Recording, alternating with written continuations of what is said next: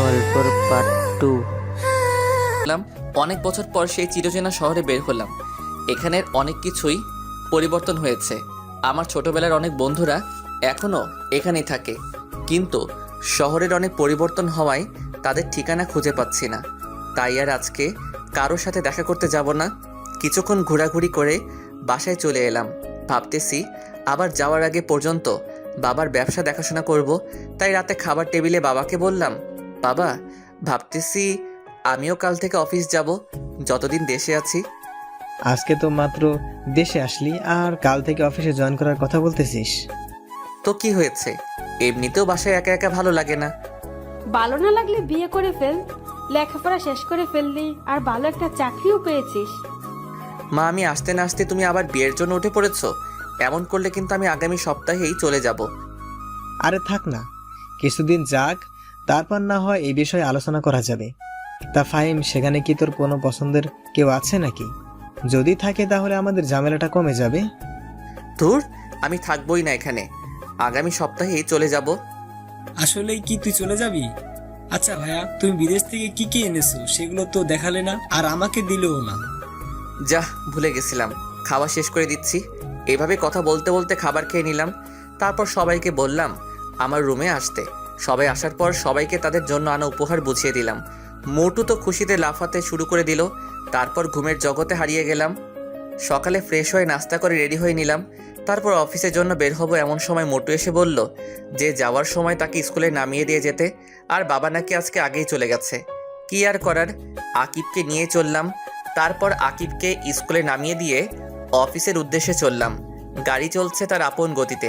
হঠাৎ একটা মেয়ে গাড়ির সামনে চলে এলো। আসলে মেয়েটারও কোনো দোষ ছিল না, আমি একটু বেখালি হয়ে পড়েছিলাম, তাই এমন হলো।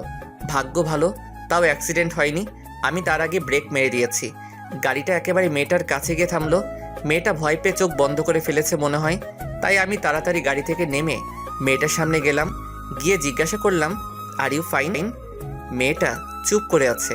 তাই আবার জিজ্ঞাসা করলাম, আপনি কি ঠিক আছেন? কোথাও লাগেনি তো আপনার? তখন মেয়েটা চোখ খুলে তাকালো। তখনও কিছু বলল না। তাই আবার জিজ্ঞাসা করলাম, আপনি কি ঠিক আছেন, নাকি কোথাও লেগেছে আপনার?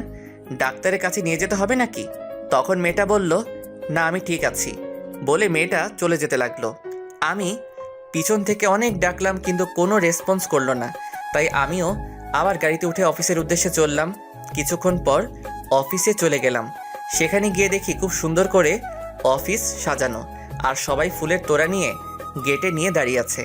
আমি গাড়ি থেকে নামা মাত্রই সবাই একে একে এসে আমাকে ফুলের তোড়া দেওয়া শুরু করলো, সাথে স্বাগতম প্লাস অভিনন্দন জানাচ্ছে। এইসব শেষে বাবা এসে বললেন, কি হলো, তোর এত দেরি হলো কেন? আসলে বাবা, রাস্তায় একটা সমস্যা হয়েছিল, তাই আসতে একটু দেরি হয়েছে। ও আচ্ছা, ঠিক আছে, আয়, সবার সাথে পরিচয় হয়নি, পরে চল আমরা আমার কেবিনে যাই। তারপর একে একে সবার সাথে পরিচিত হয়ে বাবার সাথে তার কেবিনে গেলাম। তারপর বাবা আমাকে কাজ বোঝাচ্ছেন। তারপর পিয়ন এসে কফি দিয়ে গেল। আমি আর বাবা কফি খাচ্ছি আর কাজের বিষয় দেখছি। তখনই বাবা বলল, শোন, আমি কালকে একটা কাজে মালয়েশিয়ায় যাব 3 দিনের জন্য, আর এই 3 দিন তোকে অফিস সামলাতে হবে। আচ্ছা, তা না হয় হবে, কিন্তু কি কাজে যাবে তা তো বলো। আর এই 3 দিন কোনো মিটিং কি আছে নাকি? অফিসের কাজে যাব, আর কালকে 3টায় মিটিং আছে, আর বাকি সব তোকে ম্যানেজার বুঝিয়ে দিবে। আর মিটিংয়ে উনি তোর সাথেই থাকবেন। তোর যদি কোনো সমস্যা হয় তাহলে ওনাকে বলবি, উনি তোকে সব রকম সাহায্য করবেন। এইভাবে বাবা ছেলে কাজের ব্যাপারে কথা বলতে বলতে লাঞ্চের টাইম হয়ে গেল। তাই ক্যান্টিনে গিয়ে লাঞ্চ করে নিলাম। আমাদের ক্যান্টিনে দেখে সবাই অবাক হয়ে গেল। আসলে বাবা বলেছিল রেস্টুরেন্টে গিয়ে লাঞ্চ করতে, কিন্তু আমি বললাম ক্যান্টিনে যেতে। আমার সাধারণ মানুষের মতো চলাফেরা করতেই ভালো লাগে। তাই সবাইকে বললাম, কি হলো, আপনারা লাঞ্চ করা বন্ধ করে দিলেন কেন? সবাই যার যার মতো লাঞ্চ করে কাজে যান। আসলে স্যার, আপনি আমাদের সাথে ক্যান্টিনে বসে খাবেন।